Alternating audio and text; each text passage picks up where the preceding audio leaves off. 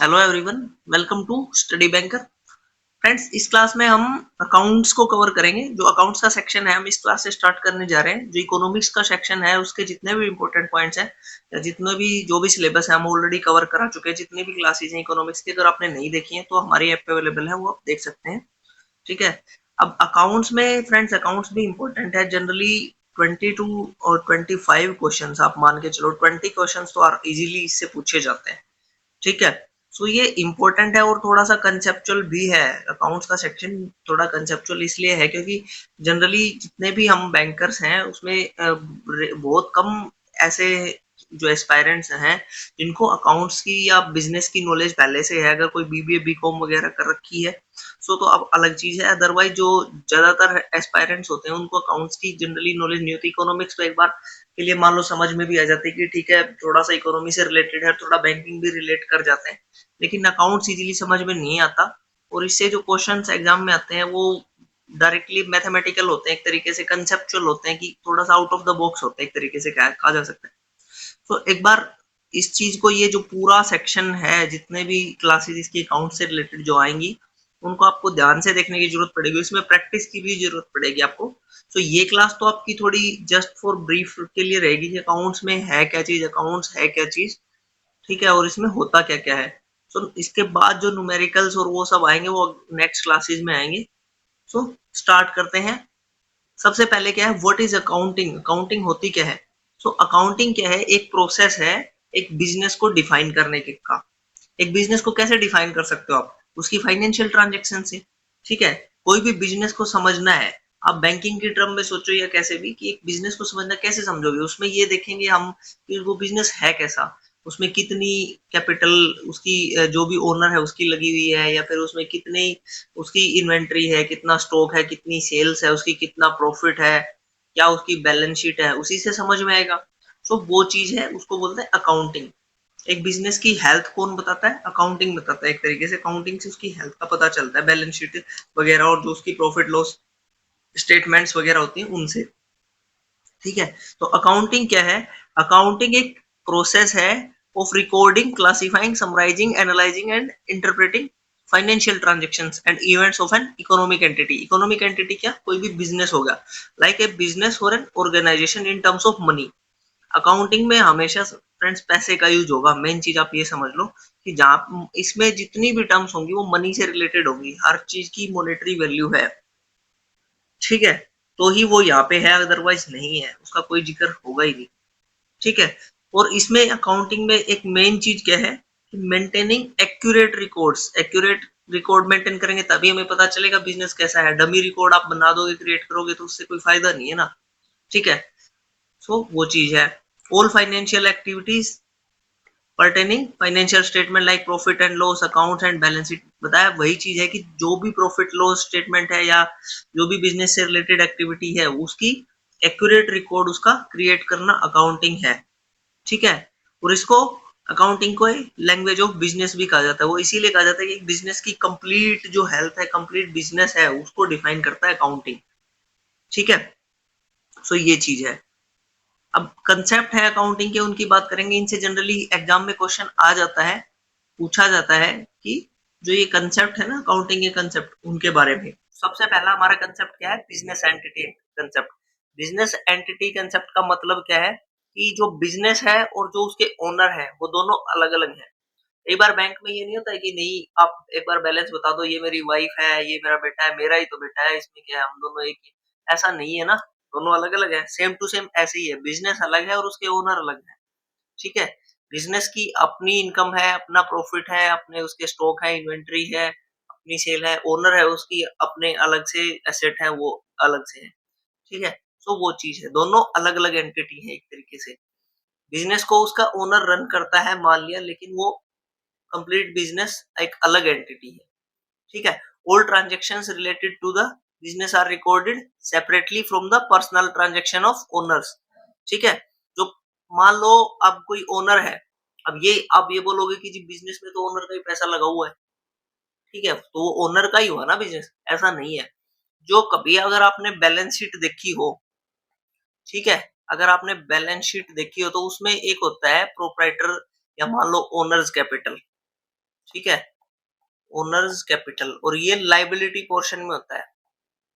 Liability का मतलब जिम्मेदारी, तो ये बिजनेस की जिम्मेदारी है, ये आउटस्टैंडिंग है कि ये इतना ओनर का कैपिटल है, वो उस बिजनेस पे देन है, एक तरीके से देनदारी है कि उसको उस ओनर को वापस लौटाना है कभी ना कभी। तो वो चीज है, उसमें ये इसलिए शो किया जाता है कि ये बिजनेस से जो ये कैपिटल है, ये लाइबिलिटी है इस बिजनेस की, जो ये ओनर ने दे रखा है, ये इसका है, इसका हक है इस पे, और ये इसको वापस करना है कभी ना कभी। तो वो चीज है, ये इसकी जिम्मेदारी है। तो ये चीज है, तो ये नहीं मानना कि आपको कि ये अलग अलग एंटिटी, एक ही एंटिटी है, ये अलग अलग एंटिटी है, वो इसीलिए इसमें अलग से शो किया जाता है।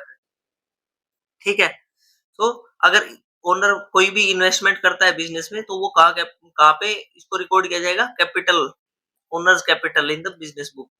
ठीक है, वो ओनर का पर्सनल मनी नहीं है, वो उसकी कैपिटल है, वो उसने उसको उधार दे रखा है, जो भी उसकी फर्म है उसको। ठीक है, एक कंसेप्ट हो गया क्लियर। दूसरा कंसेप्ट है money measurement concept. Money measurement concept मैंने बताया, अकाउंटिंग क्या है, जिसमें कोई भी चीज मनी की टर्म्स में मेजर की जा रही है, वो है अकाउंटिंग। अकाउंटिंग में हर चीज मनी की वैल्यू, मनी में मेजरमेंट की जाएगी उसकी। ठीक है, इन टर्म्स ऑफ मनी। तो only transactions that can be measured in monetary terms are recorded, otherwise उनका कोई मतलब ही नहीं है। ठीक है, अब मान लो आपके पास कोई डिग्री है, आपने वो डिग्री परस्यू करने में 15 लाख रुपए खर्च किए, तो ये थोड़ी है कि वो आपकी वैल्यू 15 लाख की होगी, ये नहीं है, ऐसा नहीं है। आपकी जो अर्निंग है, या फिर आपकी जो आप उसमें जो प्रोड्यूस कर रहे हैं, जो सेल वगैरह कुछ है, वो सब रिकॉर्ड किया जा सकता है, क्योंकि उसको मनी में मेजर किया जा सकता है। लेकिन मान लो आपने 15 लाख में कोई स्किल गैदर करी, आपने मान लो एमबीए कर लिया, लेकिन वो चीज आपको पता नहीं, आपने हो सकता है डिग्री वैसे ले ली, आपको स्किल है ही नहीं, नॉलेज है ही नहीं। ठीक है, तो वो चीज है, तो उसको आप मनी की टर्म्स में मेजर नहीं कर सकते। तो ये चीज है। ठीक है, नेक्स्ट कंसेप्ट क्या है, going concern concept. Going concern concept का मतलब क्या होता है कि हमें हमेशा ये मान के चलना पड़ेगा कि ये बिजनेस हमारा ऑनगोइंग फ्यूचर में भी रहेगा। ठीक है, business will continue to operate indefinitely. अगर हमने ये मान लिया कि ठीक है हमारा बिजनेस एक ही साल चलेगा, ठीक है एक ही साल चलना है, तो हम फिर क्यों रिकॉर्ड करें, एक साल बाद बंद ही कर देंगे, उसकी क्यों बैलेंस शीट बनानी है, बंद करो। तो वो चीज है, ये कभी भी नहीं मानना कि बिजनेस हमारा नहीं चले, हमेशा ये मान के अकाउंटिंग की जाती है, हमेशा ये मान के रिकॉर्ड्स बनाए जाते हैं कि हमारी गोइंग कंसर्न कंसेप्ट है, ये हमारी फर्म है, ये कंटिन्यू चलती रहेगी, लॉन्ग लास्टिंग इंडेफिनिट टाइम तक। ठीक है, और जो एसेट होंगे, एग्जांपल के लिए क्यों, जो एसेट होंगे वो रिकॉर्डेड होंगे एट कॉस्ट, मतलब जो जिस वैल्यू पे कोई चीज परचेज की, वो उसी वैल्यू पे रिकॉर्ड होगी। ठीक है, नो ना कि उसकी सेल की वैल्यू पे कि आज इसकी वैल्यू इतनी है, उस चीज पे नहीं। ठीक है, क्योंकि बिजनेस उसको यूज कर रहा है, और हमने ये मान के चला हुआ है कि वो बिजनेस कंटिन्यू चलता रहेगा। ठीक है, नेक्स्ट है accounting period concept. Accounting period concept क्या है कि जो ट्रांजेक्शन जब होगी, ठीक है, रिपोर्ट होगी, वो उसी टाइम पे रिकॉर्ड होगी। ठीक है, अब मान लो कोई ट्रांजेक्शन, जैसे मान लो कोई जनवरी में कोई सेल की, ठीक है, तो उसको जैन में ही रिकॉर्ड करेंगे ना, उसकी सेल को जैन में रिकॉर्ड करेंगे, ये नहीं कि नेक्स्ट क्वार्टर में उसको रिकॉर्ड करेंगे। ठीक है, तो वो चीज है, जिस पीरियड में जो ट्रांजेक्शन हुई है उसको उसी में रिकॉर्ड करना है। ठीक है, अब मान लो जैसे कई बार क्या होता है, जीएसटी फाइल करना होता है, ठीक है, या फिर जैसे आपने एक, आपसे रिलेट करता हुआ एग्जांपल बताता हूँ मैं, एक्सटीएम हम जब लगाते हैं, ठीक है, तो जो एक्सपेंसेस है वो भी एक तरीके से, तो अगर मान लो लास्ट क्वार्टर की एक्सटीएम नहीं लगाई, ठीक है, तो उसमें क्या होगा, वो नेक्स्ट ईयर जो उसका जीएसटी है वो बुक करने नहीं देगा ना, टैक्स उसका बुक करने नहीं देगा। अच्छा, एक चीज और, आपने सोचा होगा कि हर क्वार्टर से पहले, जैसे मान लो अभी लास्ट जो हमारा सितंबर फिनिश हुआ, सितंबर का जो क्वार्टर है उससे पहले हम करते हैं प्रोविजन। क्यों करते हैं, क्यों करते हैं, अक्टूबर में भी तो ट्रांजेक्शन कर सकते हैं, वो बिल जो पे करना है इलेक्ट्रिसिटी का, या जो आने वाला बिल है, प्रोविजन उस चीज के लिए करते हैं जो फ्यूचर में आने वाली है वो ट्रांजेक्शन, क्योंकि वो की कौन से पीरियड का होगा, सितंबर का ही होगा। ये नहीं है कि वो अक्टूबर में आया तो अक्टूबर का बिल हो गया, है तो वो सितंबर में पे करना था, लेकिन सितंबर में हम क्यों नहीं कर पा रहे, क्योंकि उस क्वार्टर की जितनी भी जो हमारी जो टैक्सेस वगैरह होंगे वो सब वो हम ऑलरेडी पे कर चुके होंगे, उसकी जीएसटी ऑलरेडी फाइल हो चुकी होगी। ठीक है, सो मेन कंसेप्ट ये है, उसलिए उसका प्रोविजन इसलिए करते हैं कि सितंबर का खर्चा हमने ऑलरेडी निकाल लिया पहले, नहीं तो फिर वो अक्टूबर में जाएगा और फिर अक्टूबर का भी पे करेंगे, तो एक ही महीने में दो दो का पे हो जाएगा ना, सितंबर का तो पे हो ही नहीं पाया। तो दैट इज वाई, ये चीज है मेन चीज। ठीक है, तो जिस पीरियड का जो भी खर्चा है, जो भी उसका जो एंट्री है रिकॉर्ड करनी है, वो उसी पीरियड में रिकॉर्ड होगी, ना कि बाद वाले में। ठीक है, ये चीज है। नेक्स्ट क्या है, कोस्ट कंसेप्ट। कोस्ट कंसेप्ट क्या होता है कि जो जो भी चीज आपने परचेज की, जो भी एसेट बिजनेस में परचेज हुआ, वो उसी उसकी ओरिजिनल कॉस्ट पे उसको रिकॉर्ड किया जाएगा, ना कि उसकी करंट मार्केट वैल्यू पे। ठीक है, अब मान लो एक मशीनरी परचेज की थी 2 लाख रुपीज में। ठीक है, अब ये परचेज करने के बाद उसकी वैल्यू मान लो एक तरीके से हो जाए 2 लाख से अबव। ठीक है, तो उसको ये नहीं कि आज इसकी वैल्यू 3 लाख हो गई तो अब हम उसको 3 लाख रिकॉर्ड करेंगे ना। अगर 2 लाख में परचेज उसको 2 लाख में रिकॉर्ड करो, ठीक है, वो यूज हो रही है, बाद में उस पर डेप्रिसिएशन लगा के उसकी वैल्यू को डिक्रीज कर सकते हैं। लेकिन ये नहीं कि आपने 2 लाख की ली थी आज, ठीक है, उसकी वैल्यू ज्यादा हुई तो ज्यादा में रिकॉर्ड कर रहे हो, ऐसा नहीं है। ठीक है, नेक्स्ट है ड्यूल एस्पेक्ट कंसेप्ट। ठीक है, ड्यूल एस्पेक्ट क्या होता है कि दो ट्रांजेक्शन बनेगी, एक डेबिट की और एक क्रेडिट की। इसका सबसे बेस्ट एग्जांपल है कैश एंड इंडिया। ठीक है, कैश एंड इंडिया में एग्जांपल बोला है, एग्जांपल के लिए आपको समझने के लिए, ताकि अच्छे से समझ में आए, लेकिन इसका मतलब मैं आगे हम जो आगे की क्लासेज है उसमें देखेंगे। इसमें क्या होता है, जैसे ही एक एक क्रेडिट की डेबिट की एंट्री होती है, उसके साथ ही एक क्रेडिट की एंट्री और हो जाती है। ठीक है, एक डेबिट की एंट्री होती है, उसके साथ ही एक क्रेडिट की एंट्री हो जाती है। जैसे ही कस्टमर ने अकाउंट में क्रेडिट किया, पैसा जमा करवाया, cash and India account debit हो जाएगा तुरंत। अगर कस्टमर ने खुद के अकाउंट में पैसा जमा किया तो कैश एंड इंडिया डेबिट हो जाएगा, और कस्टमर ने पैसे निकलवाए तो कैश एंड इंडिया क्रेडिट हो जाता है। ठीक है, ऐसा क्यों होता है? पैसा कहां से जाएगा? कस्टमर के अकाउंट में पैसा कहां से जाएगा? उसने जो जमा किया वो कैश एंड इंडिया से ही जाएगा। अब कैश एंड इंडिया में क्या हुआ, कस्टमर ने एक तरीके से क्या किया, डेबिट किया, पैसे निकलवाए, तो कस्टमर के अकाउंट से डेबिट हो गए, वो जाएंगे कहाँ पे? कहीं तो जाएंगे ना। एक कस्टमर को तो हमने कैश दे दिया, लेकिन एक एक चीज ये मान के चलो, आपने मुझे पैसे दिए, ठीक है, मेरे अकाउंट में पैसे आ गए, मैं आपको तो कैश दूंगा ना, तो वो पैसे आपके पास जाएंगे। जाएंगे तो वो जो कस्टमर को हमने पैसे दिए, वो कहां से दिए? कैश एंड इंडिया में। तो कस्टमर ने ये बोला कि आप मेरे को कैश दे दो, मैं आपको पेमेंट कर देता हूँ एक तरीके से, तो उसके अकाउंट से डेबिट होके वो कैश एंड इंडिया को क्रेडिट हो जाते हैं। ठीक है, और ये कंसेप्ट आपको नहीं पता होगा, ये मेरे को पता है इस बात का, क्योंकि इस पे किसी ने ध्यान ही नहीं दिया। बस यही है कि सारे कैशियर बने बैठे हैं और किसी को पता ही नहीं कि हो क्या रहा है। ठीक है, और ये फैक्ट है। तो ये सबसे बेस्ट एग्जांपल है इस चीज का, डेबिट क्रेडिट का। ठीक है, नेक्स्ट है revenue recognition concept. Revenue recognition का कंसेप्ट का मतलब क्या है कि जब भी कोई भी रिवेन्यू आया, मान लो कोई एंट्री आई, ठीक है, तो वो उसी टाइम पे रियलाइज होगी जब वो आई है। ठीक है, वो उसी टाइम पे रियलाइज होगी जब वो आई है। कहने का मतलब क्या है, जैसे मान लो कोई सेल थी, कुछ मान लो किसी चीज की कोई सामान बेचा, मान लो एक बिजनेस का एग्जांपल लेते हैं, उसने सामान कब बेचा था, मैंने बताया मार्च में बेच दिया, मान लो 1 लाख रुपए की सेल हुई, मार्च में हुई। ठीक है, लेकिन बंदे ने क्या किया, उसने बोला मैं अभी मेरे पास पैसे नहीं, मैं आपको बाद में दूंगा, उसने अप्रैल में पैसे दिए। ठीक है, तो ये थोड़ी है कि वो अप्रैल में पैसे दिए तो वो क्या होगा, अप्रैल में रिकॉर्ड होगा, नहीं। आपने सेल मार्च में की है तो ये वो मार्च में नहीं, वो अप्रैल में ही रिकॉर्ड होगा। वो मार्च में नहीं, अप्रैल में ही रिकॉर्ड होगा। ये नहीं कि आपने मार्च में ही उसको रिकॉर्ड कर दिया, नहीं, पैसे तो आए नहीं ना, हो सकता है वो पैसे ना दे, फिर क्या होगा, लॉस होगा ना। तो आप और आपने मार्च में रिकॉर्ड करके अपने जीएसटीआर फाइल कर दी, आपका तो लॉस हो जाएगा। तो वो अप्रैल में रिकॉर्ड होगा जब वो पैसे आएंगे। ठीक है, तो एक्चुअली तभी रियलाइज होगा। इसका सबसे बेस्ट एग्जांपल है लोन, लोन अकाउंट। जैसे मान लो अपन कोई लोन देते हैं, अब कोई कस्टमर ने क्या किया, वो पैसे डिफॉल्ट कर दिया, एनपी हो गया लोन। एनपी अकाउंट में कभी भी इंटरेस्ट नहीं लगाया जाता। क्यों नहीं लगाया जाता? अब मान लो अपन क्या करेंगे, इंटरेस्ट लगा लगा के उस अकाउंट को, 1 लाख का डिफॉल्ट था, 1 लाख रुपए एनपी हुए थे और हमने 10 लाख बना दिया उसको, वो बनता रहेगा, बैंक की बैलेंस शीट खराब होती रहेगी, प्रोविजन बढ़ता रहेगा। प्रोविजनिंग देखी थी ना हमने लोन अकाउंट, तो वो चीज वो बढ़ती रहेगी, फिर बैंक पे बर्डन बढ़ता रहेगा। तो इसलिए उसका इंटरेस्ट जो एक्रू होना होता है वो बंद कर दिया जाता है, इंटरेस्ट कैलकुलेशन बंद कर दी जाती है।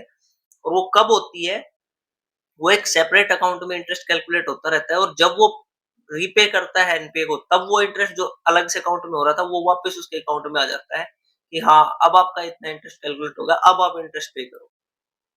ठीक है, तब तक वो बैलेंस शीट में नहीं शो होता रहता है, जब तक वो प्रिंसिपल ही आउटस्टैंडिंग होता रहता है।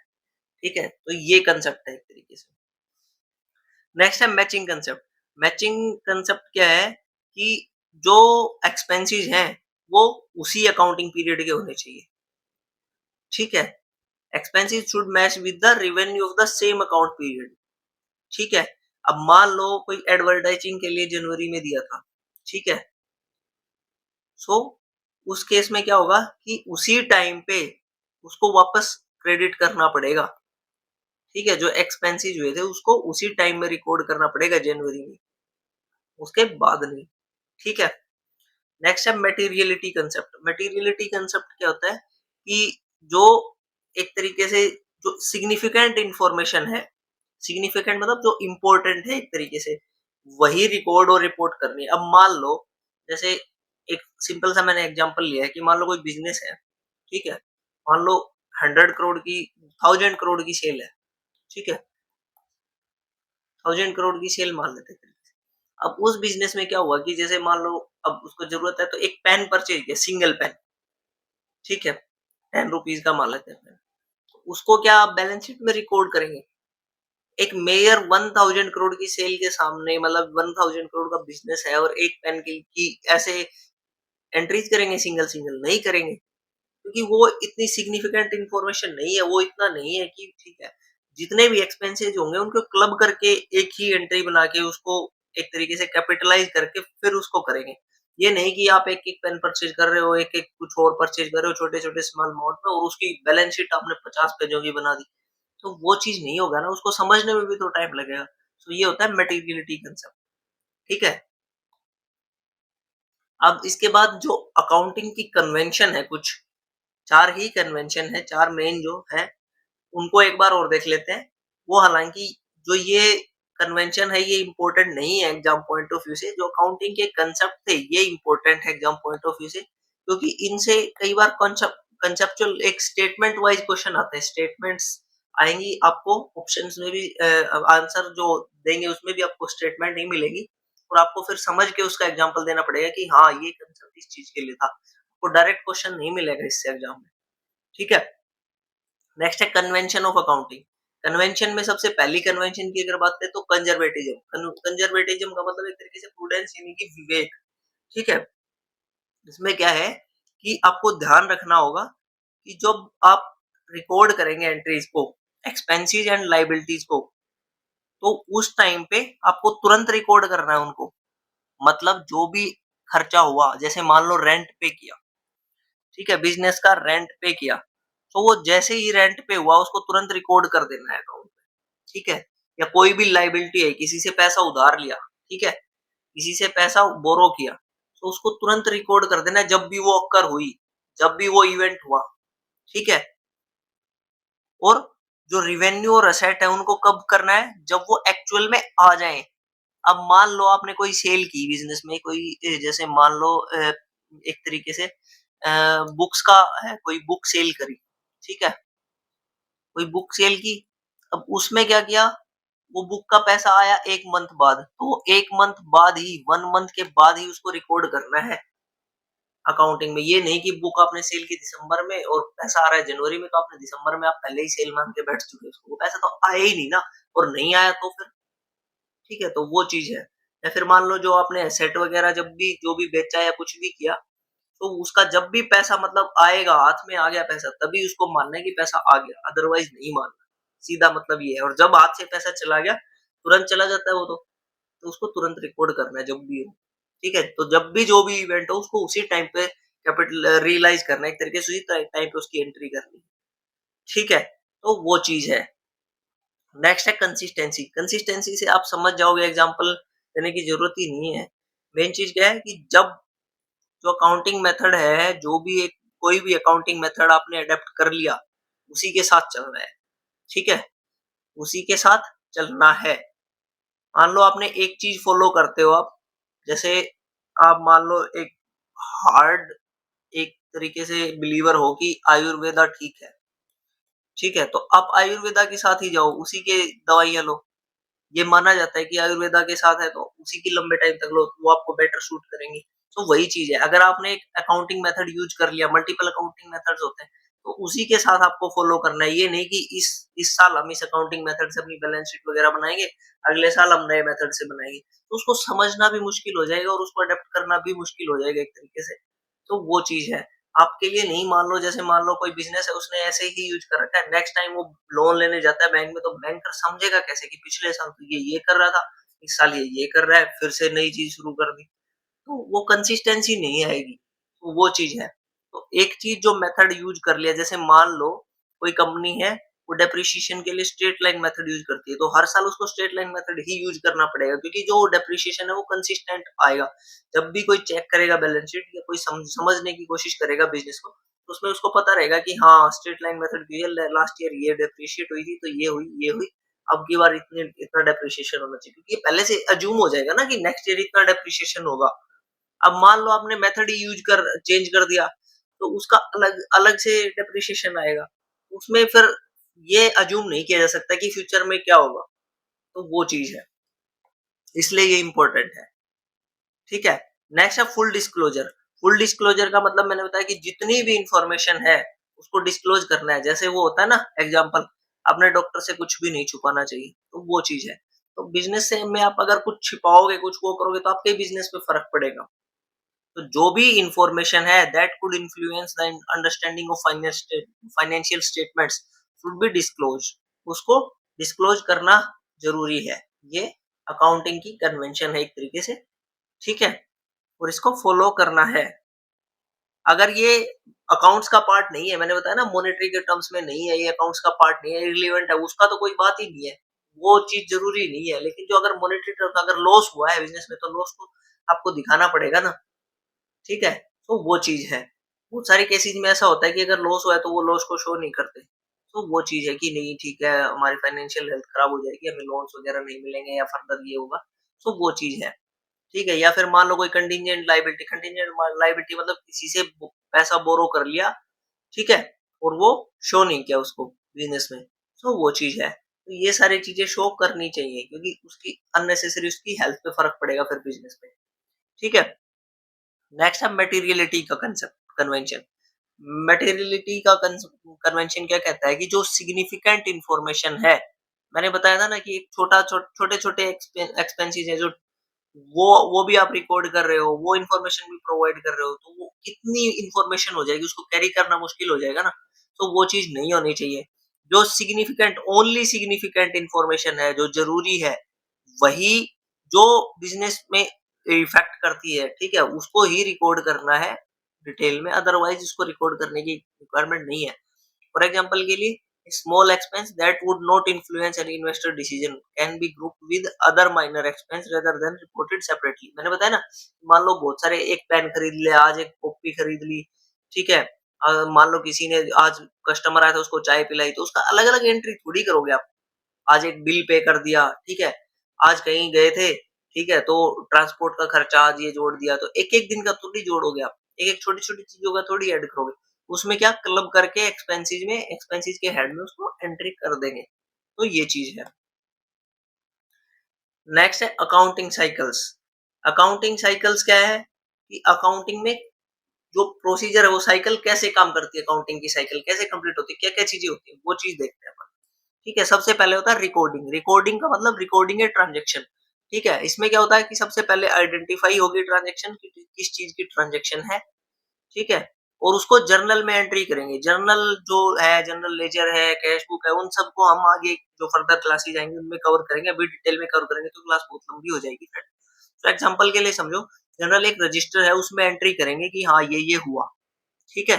सिंपल जैसे जैसे जो जो एंट्री होती गई उसको एंटर करते गए, ठीक है? ये नहीं सोचा कि ये इस चीज की सबसे पहले उसको एक ब्रीफ, एक शुरू में जो सबसे पहले जो एक जैसे मान लो कॉपी में एंट्री करते हैं ना, कि आज ये हुआ, आज ये हुआ, आज ये हुआ, वो सब एंट्री उसको बोलते हैं जनरल की एंट्री एक तरीके से, ठीक है। और उसमें relevant detail like date, account involve, भाई किस अकाउंट किस चीज की एंट्री थी, कितनी अमाउंट थी, ठीक है। और क्रोनोलॉजी में मैंने बताया ना कि ऑर्डर वाइज एक तरीके से, अब ये हुआ तो ये इवेंट, अब ये हुआ तो ये इवेंट, अब ये परचेज किया तो ये, अब ये सेल हुई तो ये, ठीक है, वो सब रिकॉर्ड करना है। अब ये एक्सपेंस हुआ, उसको पैसे दिए, वो चीज, ठीक है। सबसे पहले रिकॉर्डिंग होगी, फिर उसके बाद क्या होगा, क्लासिफाइंग।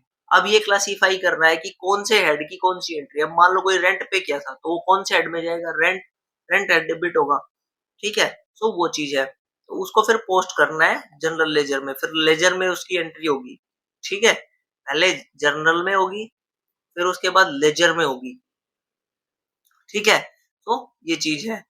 उसके बाद क्या होगा, समराइजिंग। अब उसमें एंट्री कर ली, अब उसको समराइज करना है, ठीक है, कि जो जितना बैलेंस एडजस्ट हो गया, कितना नहीं हुआ, कितने टोटल डेबिट है, कितने क्रेडिट है, ठीक है। और कौन से अकाउंट में फिर उसको अकाउंट में एक्रू करना है, डेफर्ड अगर मान लो कोई पेमेंट है वो पेमेंट करनी है, वो सब चीजें उनको एक तरीके से समराइज करें कि कौन कौन सी फ्यूचर में हमें पेमेंट्स करनी है, रेंट पे करना है, या फिर किसी के जो हमने पैसे बोरो कर रखे उसको वापस पे करने हैं, वो सब चीजें, ठीक है। फिर उसको समराइज करना है एक तरीके से, ठीक है। और सब कुछ एडजस्ट करने के बाद जो बच गया, फिर वो as a trial balance prepare किया जाता है, ठीक है। ट्रायल बैलेंस का कंसेप्ट भी आगे क्लासेस में हम देखेंगे, अच्छे से आपको हर चीज को ब्रीफ में मैं कवर कराऊंगा, ठीक है, सो दैट कि आप अच्छे से समझ पाए। अभी के लिए बस आप बेसिक, क्योंकि ये इंपॉर्टेंट नहीं है, जस्ट फिर ये कि आगे की क्लासेस आपको इजी हो जाएंगी अंडरस्टैंड में कि ये हो क्या रहा है, ठीक है। जो इंपॉर्टेंट था वो मैंने बता दिया था, जो कंसेप्ट है अकाउंटिंग के वो इंपॉर्टेंट है, बाकी कन्वेंशन और ये सिंपली आपको समझाने के लिए कि आपको एक ब्रीफ नॉलेज हो जाए कि अकाउंटिंग है क्या चीज, ठीक है। तो वो चीज है। फिर फाइनल प्रिपरेशन, फाइनल में जो last and final financial statement और क्लोजिंग जो होगी, सब एडजस्ट कर दिया जाएगा, जितने भी डेबिट एक्सपेंसेस थे, रेवेन्यू थे, जो भी था, सब कुछ उसमें एडजस्ट कर दिया जाएगा, ठीक है। और उसको ट्रांसफर कर दिया जाएगा, अगर कुछ बच गया उसको नेट इनकम, या कुछ लॉस हो गया उसको लॉस, या फिर जो रिटेन्ड अर्निंग है कुछ बच गया उसको उसमें रख लिया जाएगा, और नेक्स्ट साइकिल में उसको यूज कर लिया जाएगा, ठीक है। सो ये था हमारी अकाउंटिंग साइकिल। अब इसके बाद आता है क्लासिफिकेशन ऑफ अकाउंट। ये है सबसे इंपॉर्टेंट, मोस्ट इंपॉर्टेंट टॉपिक, ठीक है। मोस्ट इंपॉर्टेंट टॉपिक, दो क्वेश्चन आप मान के चलो एग्जाम में पूछे जाएंगे, ठीक है। ध्यान से समझना, क्योंकि इसमें सबसे ज्यादा कंफ्यूज होने वाली चीजें आएंगी अब, ठीक है। और सबसे ज्यादा इंपॉर्टेंट है, पूछा ही पूछा जाएगा, ठीक है। तो कितने कौन कौन से टाइप के अकाउंट होते हैं। पर्सनल अकाउंट होता है सबसे पहले, ठीक है। सबसे पहले कौन सा अकाउंट होता है, पर्सनल अकाउंट। अब पर्सनल अकाउंट जो होता है उसमें किस किस, ये अकाउंट एक तरीके से वो नहीं कि जैसे अपने बैंक के अकाउंट है, ऐसे अकाउंट नहीं है, ठीक है। ये कैटेगरी है अकाउंट्स की कि पर्सनल अकाउंट कौन कौन से होते हैं, जिसमें जैसे मान लो जो कोई एक जो लिविंग एंटिटी है एक तरीके से, या फिर मान लो क्रिएटेड बाई, मतलब पीपल है, नेचुरल पर्सन एक तरीके से, या मान लो आर्टिफिशियल पर्सन भी है, लेकिन एक उसमें इन्वॉल्वमेंट है, वो है पर्सनल अकाउंट, ठीक है। पर्सनल अकाउंट किससे रिलेट करते हैं, जैसे कोई इंडिविजुअल का अकाउंट हो गया, किसी फर्म का, कंपनी का, या कोई एंटिटी का अकाउंट हो गया, ठीक है। With home the business has transaction, मतलब उसका बिजनेस चल रहा है या कुछ भी ऐसी चीज, तो उसके अकाउंट को बोलते हैं पर्सनल अकाउंट। इनकी भी सब कैटेगरीज आगे फर्दर हम देखेंगे, ठीक है। सो पर्सनल अकाउंट में कौन सी अकाउंटिंग की एंट्रीज होती है, जो ट्रांजेक्शन इन्वॉल्विंग टू पीपल और ऑर्गेनाइजेशन, ठीक है। मैंने बताया ना कि जो पर्सन या फिर कोई एंटिटी, उससे रिलेटेड जो ट्रांजेक्शन होती है, या उससे रिलेटेड जो अकाउंट्स होते हैं, उनको बोलते हैं पर्सनल अकाउंट, ठीक है। पर्सनल अकाउंट थ्री टाइप के होते हैं। नंबर एक, नेचुरल पर्सनल अकाउंट, दूसरा है आर्टिफिशियल पर्सन अकाउंट, और तीसरा रिप्रेजेंटेटिव पर्सनल अकाउंट, ठीक है। एक तो नेचुरल पर्सन हो गया, दूसरा आर्टिफिशियल। नेचुरल हो गया जो इंडिविजुअल है, वो कोई पर्सन हो गया, जैसे किसी का भी इंडिविजुअल का। दूसरा आर्टिफिशियल पर्सन में कौन सी होगी, कोई फर्म होगी, कोई कंपनी होगी, कोई अदर एंटिटी होगी। तीसरा रिप्रेजेंटेटिव पर्सनल अकाउंट, ठीक है। अब ये इंपॉर्टेंट है, ठीक है। सबसे ज्यादा इंपॉर्टेंट ये गोल्डन रूल है। ये गोल्डन रूल पूछा ही पूछा जाता है एग्जाम में कि पर्सनल अकाउंट का गोल्डन रूल क्या होता है। तो पर्सनल अकाउंट का गोल्डन रूल क्या होता है, debit the receiver, credit the giver, debit the receiver, credit the giver. अब ये क्यों बोलते हैं मैं आपको एक बार समझा देता हूँ, नहीं तो ये डायरेक्ट रट लोगे तो फिर आपको समझ में नहीं आएगा, ये भूल जाओगे फिर आपको कि इसका क्या था, इसका क्या था। इसका मीनिंग क्या है? डेबिट द रिसीवर का मतलब क्या है? जैसे ये मान लेता हूँ मैं राम है, ठीक है, नेचुरल पर्सन है एक तरीके से, individual person, natural person account है, ठीक है। और ये कोई आइटम है, मान लो राम ने इससे परचेज किया, ये कोई शॉपकीपर है, ठीक है, तो इसको मैं मान लेता हूँ एक तरीके से कोई कंपनी है, बुक्स की बुक्स है ये कोई, ठीक है, ये शॉपकीपर है, ठीक है, ये कोई शॉपकीपर है, इससे अपनी बुक्स खरीदी है, शॉपकीपर की मान लेते हैं, एबीसी नाम है इसका, ठीक है। अब अगर ये बुक परचेज करेगा तो डेब ये बुक किसके पास आएगी? सेल इसने शॉपकीपर ने जो बुक सेल करी वो किसको करी? राम को। किसके पास आएगी? राम के पास। रिसीवर कौन है? राम। तो debit the receiver. Debit the receiver क्यों? क्योंकि अब इसने बुक्स परचेज की है ना, इसके पास सामान आया तो पैसे तो इसी को देने पड़ेंगे, ये थोड़ी कोई दूसरा आदमी देके जाएगा, ठीक है। तो डेबिट द रिसीवर, इसके अकाउंट को, राम के अकाउंट को डेबिट कर दो, ठीक है। तो अकाउंट क्या, डेबिट क्या होगा? राम्स अकाउंट, ठीक है, ओके। अब क्रेडिट द गिवर। गिवर कौन है? शॉपकीपर है भाई, इसने बुक दी है तो गिव किसने किया है? इसने इसने ही दी है, हमने तो रिसीव करी है ना, तो इसके अकाउंट को क्रेडिट करना पड़ेगा, जो शॉपकीपर है इसके अकाउंट को क्रेडिट करना पड़ेगा, ठीक है। तो ये चीज है, ये है कंसेप्ट, ठीक है। इसलिए इसको कभी भी आपको ये नहीं कि आप रट के चले गए, रट के जाओगे भूल जाओगे। मेन चीज आपको कंसेप्ट भी तो पता होना चाहिए कि ऐसा हुआ क्यों, ठीक है, ऐसे ही तो कुछ नहीं बना ना दुनिया में। तो ये चीज है, मेन चीज यही इंपॉर्टेंट है। इसके बाद है सब कैटेगरी, जो पर्सनल अकाउंट की मैंने बताया ना, 3 टाइप के होते हैं। सबसे पहला है नेचुरल पर्सन अकाउंट, दूसरा है आर्टिफिशियल पर्सन अकाउंट और तीसरा है रिप्रेजेंटेटिव पर्सन अकाउंट, ठीक है। नेचुरल पर्सन क्या हो गया? जो इंडिविजुअल ह्यूमन बीइंग है, जो लिविंग पर्सन है, उसका अकाउंट। जैसे बताया ना, राम था, कोई भी पर्सन हो गया, सोहन हो गया, प्रोप्राइटर्स अकाउंट हो गया, सप्लायर अकाउंट हो गया। ये प्रोप्राइटर, ये कोई फर्म नहीं है, प्रोप्राइटर वही होता है, आदमी ही होता है, इंसान ही होता है, ये इंडिविजुअल ही होता है जो फर्म को चला रहा है, ओनर है, ठीक है। ऐसे ही सप्लायर है, ठीक है, ये कोई फर्म नहीं है, ये बंदा है कुछ, ठीक है, उसका नाम है, इंडिविजुअल पर्सन है, इसलिए इसको नेचुरल पर्सन अकाउंट में कैटेगराइज किया गया है। नेक्स्ट है आर्टिफिशियल पर्सन अकाउंट। अब आर्टिफिशियल पर्सन में अकाउंट में क्या होगा? कोई भी फर्म है, जैसे कोई कंपनी है, कोई फर्म है, एसोसिएशन, गवर्नमेंट बॉडी, ठीक है, जो एंटिटी क्रिएटेड बाय लॉ, ठीक है, कोई रेगुलेशन से काम करती है, कोई रूल उस पे लगता है, अप्लाई होता है, तो वो है आर्टिफिशियल पर्सन अकाउंट। जैसे एबीसी लिमिटेड हो गया, बैंक अकाउंट हो गया, किसी बैंक का अकाउंट है। अब ये तो कोई बैंक तो कोई एंटिटी नहीं है, एंटिटी है ना, कोई इंडिविजुअल थोड़ी है। या फिर कोई इंश्योरेंस अकाउंट हो गया, तो इंश्योरेंस कंपनी का अकाउंट हो गया, इंश्योरेंस का अकाउंट है, इंश्योरेंस कंपनी से रिलेटेड, ठीक है, वो चीज है, तो वो आर्टिफिशियल पर्सन है, ये लॉ के थ्रू बनाए गए हैं, ठीक है, कोई लॉ काम करता है इन चीज के लिए। नेक्स्ट है representative personal account. Representative personal account कौन से होते हैं? जो ग्रुप ऑफ पर्सन, ठीक है, जो ग्रुप ऑफ पर्सन को एक तरीके से, या फिर कोई क्लेम है या कोई लाइबिलिटी है या किसी चीज, इनके अलावा, जैसे ये तो अकाउंट हो गए किसी एंटिटी या इंडिविजुअल के, इसके अलावा जैसे कोई आउटस्टैंडिंग एक्सपेंसेस है या कोई इनकम है या कहीं से कुछ होना है, एक तरीके से एक्सपेंसेस के अकाउंट, एक तरीके से मान लो, या कोई लाइबिलिटी है, कोई खड़ी है, पेंडिंग है, उसके लिए।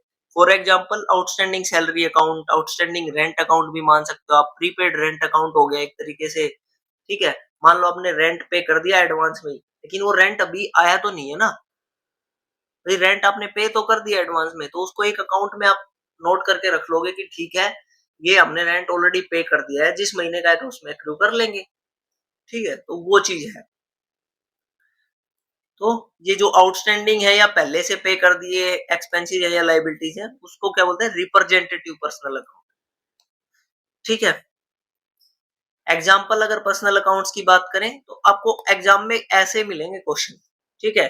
Bank account is a type of, which type of account? तो बैंक अकाउंट कौन सा है? बैंक एक आर्टिफिशियल एंटिटी है, सो आर्टिफिशियल पर्सनल अकाउंट, ठीक है। ये भी पूछ लेगा, जरूरी नहीं आर्टिफिशियल पूछे, किस टाइप का अकाउंट है? पर्सनल अकाउंट है, पर्सनल अकाउंट में ये कैटेगरी आर्टिफिशियल, ठीक है। राजेश अकाउंट, ये इंडिविजुअल पर्सनल अकाउंट है।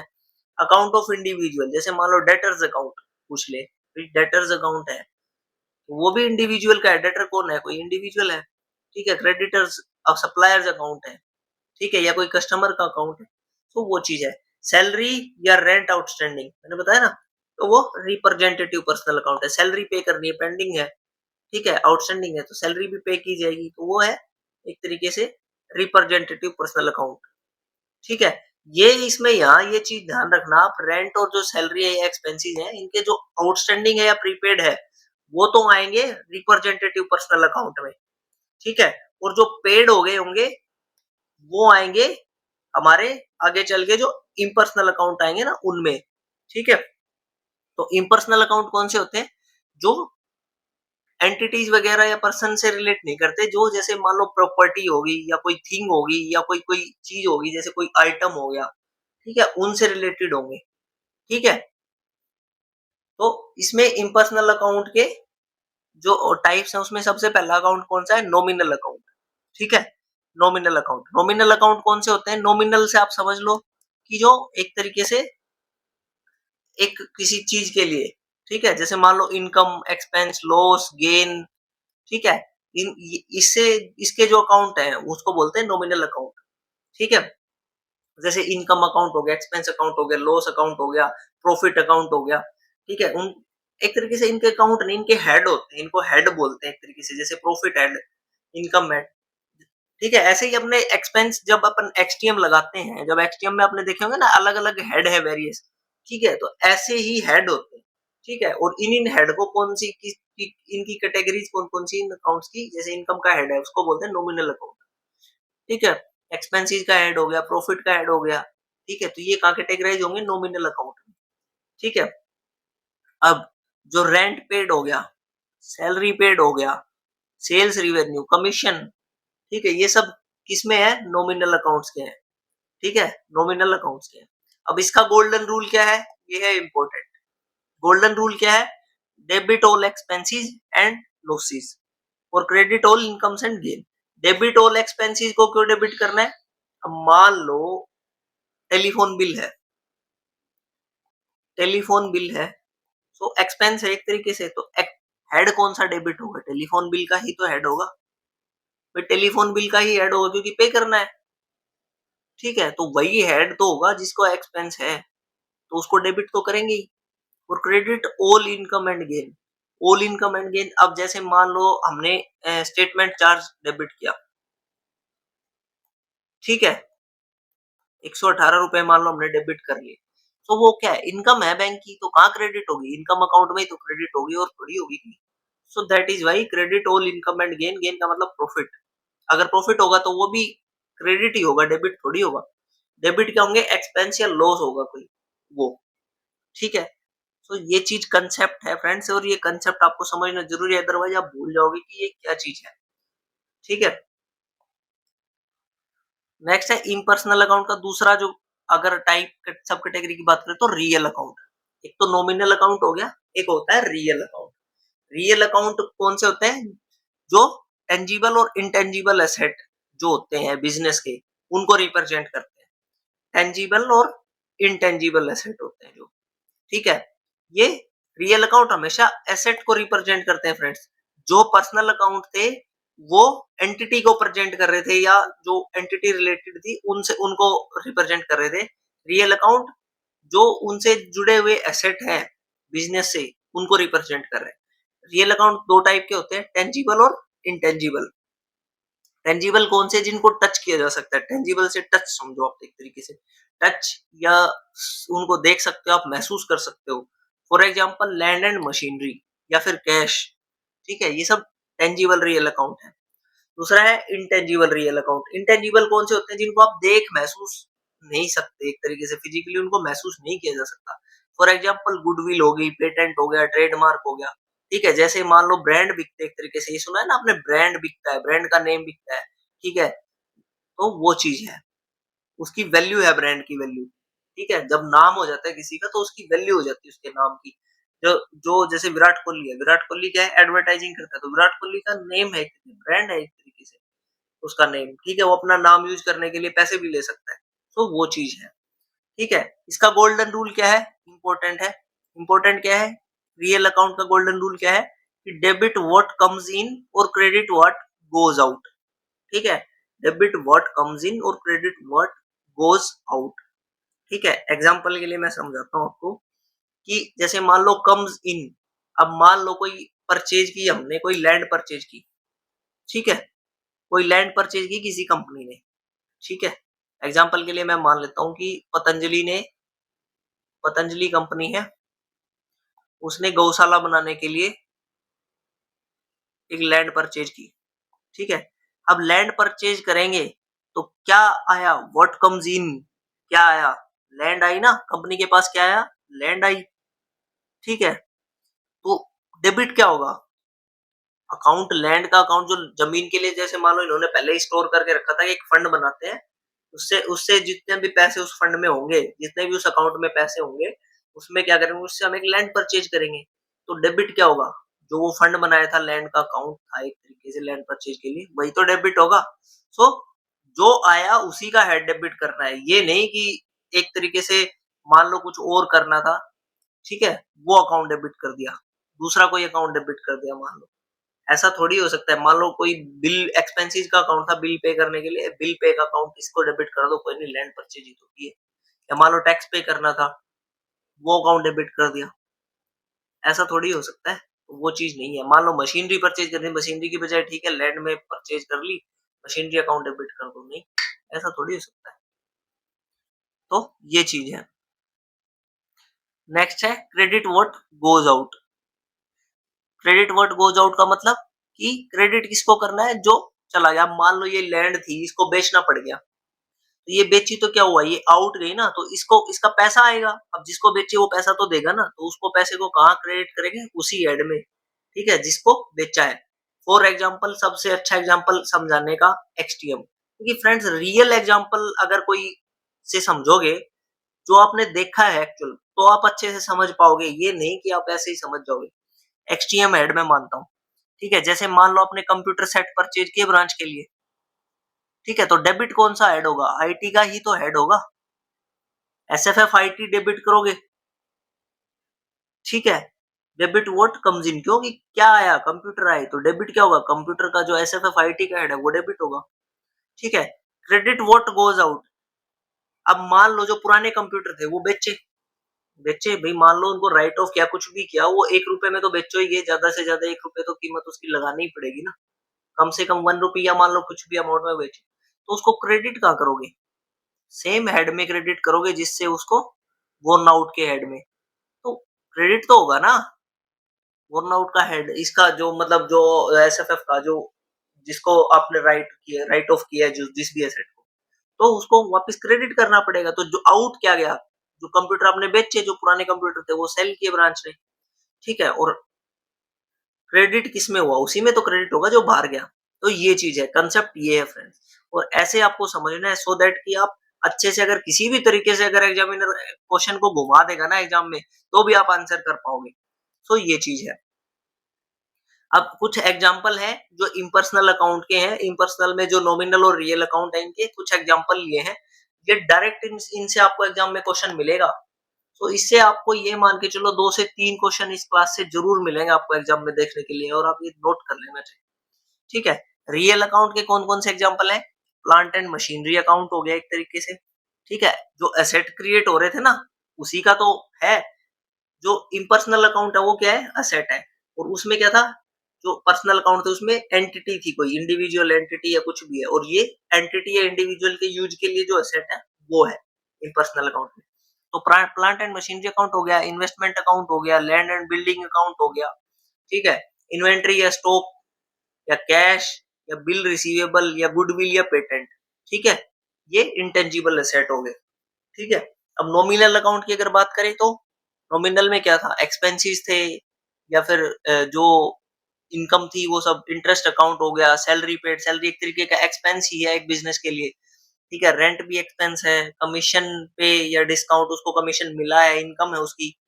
ठीक है, इंश्योरेंस पे किया, इलेक्ट्रिसिटी बिल पे किया, ये सब सारे एक्सपेंसेस ही हैं एक तरीके से, या उसकी इनकम है, जैसे लॉस प्रॉफिट या सेल एसेट किया, तो उससे जो भी मिला एसेट से, तो वो चीज है। ठीक है, सो ये इसके एग्जाम्पल है, ये डायरेक्ट एग्जाम में क्वेश्चन मिल जाएगा इनमें से आपको एक। ठीक है, सो फ्रेंड्स ये थी हमारी क्लास अकाउंट्स की, जो जिसमें आपको स्पेशल बेसिकली हमने ब्रीफ किया एक तरीके से कि बेसिकली अकाउंट होता क्या है, और सबसे इम्पोर्टेंट जो टॉपिक है जिससे 2 क्वेश्चन आपको आराम से मिलेंगे, वो टाइप्स ऑफ अकाउंट्स। ठीक है? तो अगर आपको नहीं समझ में आया तो आप एक बार वापस रिवाइज करके क्लास को देखिएगा, क्योंकि मैंने आपको डिटेल में बिल्कुल ईज़ी वे में समझाया है फ्रेंड्स। और इस तरीके से मैं आपको गारंटी देता हूँ कि किसी भी अदर प्लेटफ़ॉर्म पे नहीं मिलेगा। ठीक है? जो स्टडी बैंकर आपके लिए मेहनत कर रहा है, स्टडी बैंकर जो आपको प्रोवाइड कर रहा है, वो आपको कहीं नहीं मिलेगा, वो बेस्ट कंटेंट है। और इस तरीके से आपको कहीं भी कोई भी नहीं समझाएगा। आपको अगर अदर मार्केट में आप कोर्सेज़ देखोगे तो बहुत हाई रेट्स पे कोर्सेज़ अवेलेबल है, लेकिन उसमें इस तरीके से आपको कभी भी नहीं समझा जाएगा। उसमें बस खाली वो क्या है, एक तरीके से मैंने बताया ना, ब्रांड की वैल्यू है, तो वो एक तरीके से जो है वो ब्रांड बने हुए हैं पहले के, वो मार्केट में अवेलेबल हैं। ठीक है? वो एंटिटी जो प्रोवाइड कर रहे हैं वो प्लेटफ़ॉर्म्स पहले से अवेलेबल है, सो एक तरीके से आपके पास दूसरा कोई अल्टरनेट नहीं है, वो पहले से ही ब्रांड बने हुए हैं। ठीक है? लेकिन वो आपको कंटेंट उस तरीके का नहीं प्रोवाइड करवा पा रहे। सो मेरा मानना यही है कि अगर आपको हमारा कंटेंट लगता है कि रिलेवेंट है, हम आपको कुछ अच्छे से समझा पा रहे हैं, अच्छे से डिलीवर कर पा रहे हैं, तो मेरी आपसे यही रिक्वेस्ट रहेगी कि पहले आप हमारा कंटेंट देखिए। अगर आपको लगता है कि हाँ, सच में कुछ है, या हमारे जो स्टूडेंट्स ऑलरेडी जो इन्होंने कोर्स परचेज़ कर रखा है, उनसे हमारे रिव्यू लीजिए आप, उसके बाद हमारा कोर्स परचेज़ करिए। मैं ये नहीं कह रहा कि आप जाओ डायरेक्ट कोर्स परचेज़ कर लो, नहीं। आप पहले हमारा कंटेंट देखिए, अगर आपको लगता है कि हाँ, सूटेबल है, हम आपको कुछ अच्छी चीज़ प्रोवाइड कर रहे हैं, आपको कुछ समझ में आ रहा है, तो आप हमारा कोर्स परचेज़ कीजिए। बिकॉज़ अभी एग्ज़ाम में भी ज़्यादा टाइम नहीं है, 25th ऑफ जैन को हमारा एग्ज़ाम है। ठीक है? ज़्यादा टाइम नहीं बचा है फ्रेंड्स, और सिलेबस बहुत ही वास्ट है। इसको कवर करना थोड़ा-सा मुश्किल हो जाएगा कम टाइम में। ठीक है? और दूसरा, आपको बहुत सारी चीज़ें कवर करनी है अभी। जनरल अवेयरनेस की क्लासेस भी आएँगी अकाउंट्स के बाद। सो बहुत सारी चीज़ें हैं फ्रेंड्स, और अगर मान लो इसके अलावा भी अगर आपको कुछ है कि कोई डाउट रह जाता है, तो हम आप हमें डायरेक्ट व्हाट्सएप मैसेज भी कर सकते हैं। ठीक है? उसपे भी आपको आपकी क्वेरीज़ का रिप्लाई मिल जाएगा friend. So thank you for now, मिलते हैं नेक्स्ट क्लास में।